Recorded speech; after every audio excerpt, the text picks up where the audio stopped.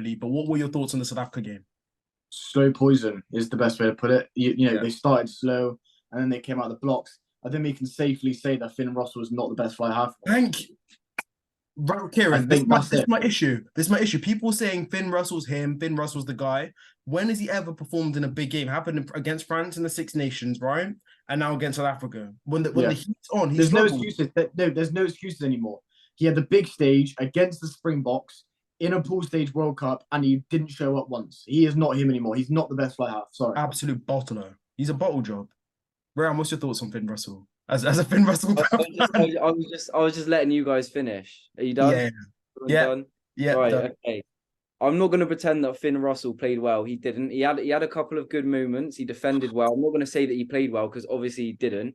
Yeah, But but I'm still standing by him. For me, he's still the best player in the world. I'm not going to change up after one game. Yeah, we'll wait and see how he does over the rest of the pool you're stages. so stupid. Ram, can I just say, the fact, I know this is really insignificant, but the fact that Finn Russell is the best 10 in the world, Manny Libbok's looking him in the eyes whilst he's making a crossfield kick. I don't know what it is, but for me, it just hinders his reputation. We can get on to Manny Libbok in a minute, okay? We can get on to Okay, Manny Libbok in a minute. okay, let's keep on talking about your boyfriend, Every, Rowan. everyone can doubt Finn Russell. Doesn't matter because he just doesn't care, and that's the whole thing about him. He'll have a But he bad doesn't game. care because he's not good enough to care. Bro, he's He'll have not a bad him. game.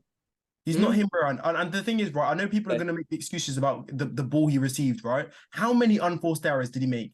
Kicking on the full, Well, spilling the ball. I don't think they were unforced errors. I think South Africa did extremely well. Rohan, stop a second. He threw the ball to the floor. He kicked it out on the floor. That is him. That's him doing that. That's no pressure. I think He South got Africa, charged down. in He general, got I think in South the Africa second in minute of the general- game. I In the think South second Africa. no, I in the think, second minute of the yeah, game. mate, okay, everyone's watched the game. We don't have to go through what Yeah, happened. okay, but let's analyze it. That's what Yeah, we do. Kieran, That's Kieran. what Okay, yeah, so Two let me minutes talk into about the it. game. I said I Two don't. minutes. 2 minutes into the game, he gets charged down under no pressure. He gets Under no, charged down yeah. You get charged down under no pressure. because he took his time. He was dawdling like Finn Russell does. He gets charged down. He goes, oh, what happened there?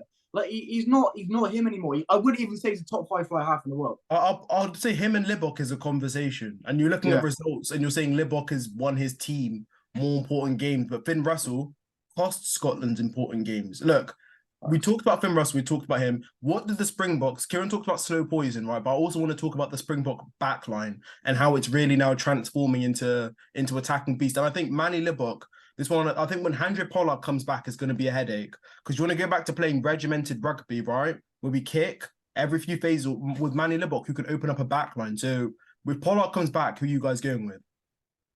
Pollard, I'd still go with Pollard just because I think you need those reliable points off the tee. Against a better team, you could be punished for dropping 11 points. So I would always go with Pollard. Yeah, they're in a bit of a limbo mode. If they're going to jump over the line and go Manny Libbok, they need to jump. If they're going to do it in transition, Libbok needs to be that starter, I think. One thing is concerning is his kicking, and against an Ireland or a France, he'll get punished, and he'll be the headline saying that he missed all these 11, 12, 13 points. And I think it's a headache for Razzie to be saying we haven't gone out and out fly half that's going to win us a World Cup. Yeah, and be a laser accuracy with the kicking. 100%. No, I agree completely. I think one thing for me, if I was Ireland, I'd be a bit worried about. Scotland started off that game so well, and I think almost we're matching the Box physicality. But the impact is when the bomb squad. I know you said the bomb squad doesn't exist, but like when the bomb squad comes on the pitch, that is the impact of the bomb squad. What they can do is just open up the game completely, like Ox and Che, all those guys there. I want to say that in the first half, the South African forwards looked weak. They did, but I think I think I wouldn't necessarily say that because I think what the South African forwards did in the first half was massively tired the Scottish forwards. Keir Schoeman after 10 minutes was heaving. Like the camera, like Gray was on the floor, like pretending to redo his shoe, holding on to his calf. Like I think they were hurting. But Rowan, what's your thoughts? Would you say that the difference between the two teams was South Africa's bench then? Is that what you're getting at? I think South Africa's bench wins them games consistently because Rowan, like nobody else can bring on like a world-class lock like Snyman off the bench. Wow, or like Snyman was unbelievable. Like his ability. offloads.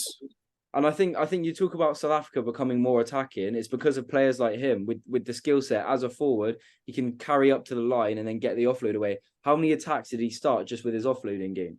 It's because of his girth and his length. He can just reach over the top and just flick over a ball. Like he is absolutely like every team could use a guy with that sort of girth on the pitch. That like he's insane.